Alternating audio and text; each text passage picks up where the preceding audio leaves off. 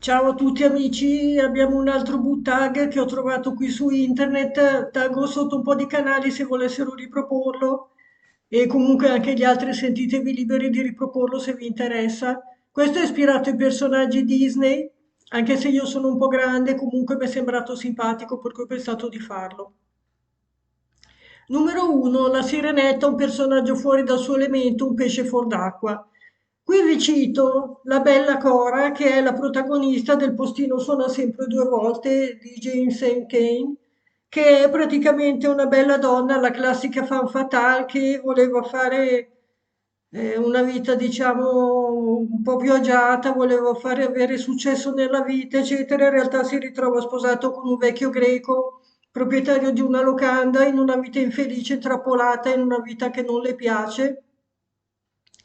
Passa di lì un giovane ragazzo, un tuttofare, un mezzo balordo, diventano amanti e decidono di eliminare il marito. Praticamente è un noir, uno tra i migliori che c'è in giro, molto molto bello, ve lo consiglio.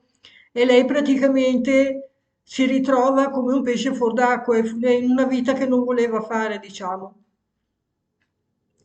Poi, numero 2, Cenerentola, un personaggio che subisce un'importante trasformazione. Qui ho pensato a questo, il curioso caso di Benjamin Button, che non so se avete visto il film, comunque è un libro per ragazzi molto breve, un libricino, mentre il film era lunghissimo, durava più di 3 ore, questo è poco più che un racconto dove racconta la storia di questo personaggio che nasce anziano e diventa giovane, la sua vita va all'indietro, praticamente va al contrario e appunto subisce una trasformazione importante perché è un personaggio assolutamente diverso dagli altri.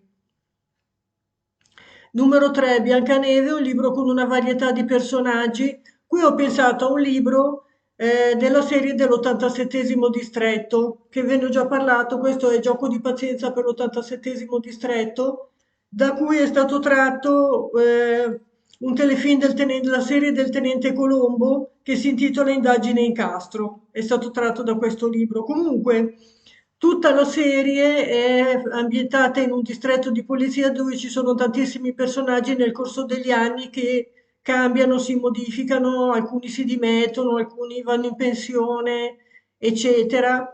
È una serie che è durata 30 anni, è lunghissima, di libri ce ne sono tanti, per cui i personaggi sono veramente tantissimi, oltre che i colpevoli, i delinquenti, eccetera, ma anche proprio all'interno dello stesso distretto c'è tantissimi personaggi che si alternano. Numero 4, La bella addormentata, un libro che ti ha messo sonno. Ecco, qui mi dispiace dirlo, ma ho trovato Teorema di Pierpaolo Pasolini, che è un autore che io adoro, tra l'altro. Questo libro l'ho trovato abbastanza noioso e forse è il genere che non fa per me, magari non è adatto per me. Con gli altri mi sono piaciuti, questo un po' meno, forse perché parla di politica, non mi interessa.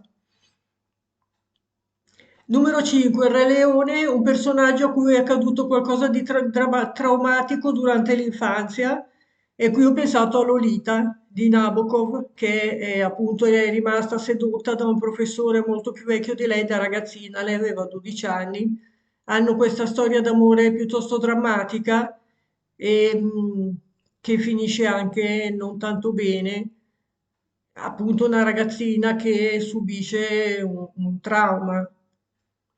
La storia immagino che la conoscerete, non ve la racconto io.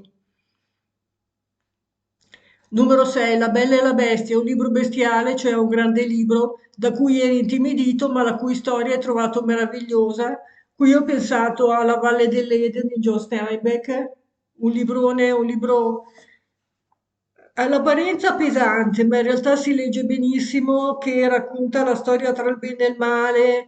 Il libro si sviluppa sulle vicende di due famiglie, mentre nel film con James Dean la storia era più breve, era la storia di due fratelli, quello buono e quello cattivo, che poi quello cattivo in realtà era solo il figlio ribelle, quello che non si è adeguato alle regole della famiglia, non era cattivo. C'era il maggiore che seguiva le regole, quello che diceva il padre, quell'altro era il ribelle, il bene e il male che si contrappongono, eccetera. Il romanzo è molto più lungo e si avvicenda su più generazioni. Comunque bellissimi tutti e due, se avete visto il film Dovete assolutamente leggere anche il libro. Numero 7, Aladdin, un personaggio i cui desideri vengono realizzati nel bene e nel male. Qui vi cito il talento di Mr. Ripley. Il suo talento è di fare il truffatore praticamente, imitare la calligrafia degli altri, imitare la voce degli altri e ha un amico che a un certo punto uccide, a un certo punto del libro e prende la sua vita, si sostituisce alla sua vita e diventa ricco in pratica. Il libro è meraviglioso e ci sono nella serie di Mr. Ripley ci sono 4-5 libri. Comunque avevo fatto un libro sulla serie di Mr. Ripley, lo trovate qui sul canale, per cui casomai guardatevi quello. Ma poi c'è stato anche il film, immagino che l'abbiate visto, e il libro è assolutamente da leggere. Numero 8, Mulan, un personaggio che finge di essere qualcuno o qualcosa che non è. Qui vi cito L'uomo che cade sulla terra. Immagino che conosciate la storia o perlomeno il film. Comunque c'è questo alieno che cade sulla terra, alto, magrissimo, con dei lineamenti molto particolari, che cerca di nascondersi perché teme che i terrestri vogliano dargli la caccia e infatti è così. Quando si rendono conto che è un personaggio un po' strano, gli danno la caccia per studiarlo, diciamo. E quindi lui si deve nascondere e deve fingere di essere un terrestre, che non è. Poi numero 9, Toy Story, un libro con personaggi che vorresti prendessero vita. Qui vi cito un libro in cui il personaggio ha preso vita, che è Pinocchio di Collodi, che chiaramente non sto qui a raccontarvi la storia perché la conoscono tutti, è la storia di questo burattino che diventa un bambino, in pratica, e ne hanno fatto anche diverse trasposizioni cinematografiche, televisive, cartoni animati, eccetera, la storia la conoscete. Numero 10, Disney Descendants, il tuo cattivo preferito, il tuo personaggio ambiguo, moralmente preferito.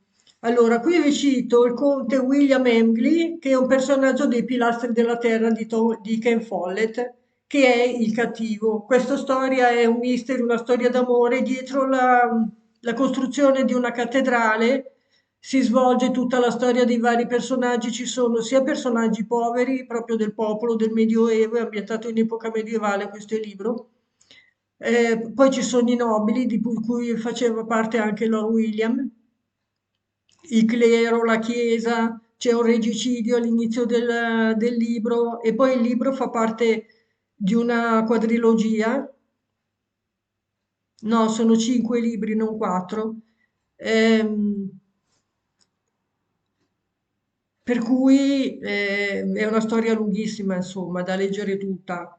E immagino che avrete visto la trasposizione televisiva. Comunque la storia è un thriller ambientato in epoca medievale nel 1000-1100, mi sembra. Bene, anche per oggi il video è finito. Spero che i miei consigli vi siano piaciuti. Vi aspetto al prossimo video, a presto. Grazie per la visione, ciao.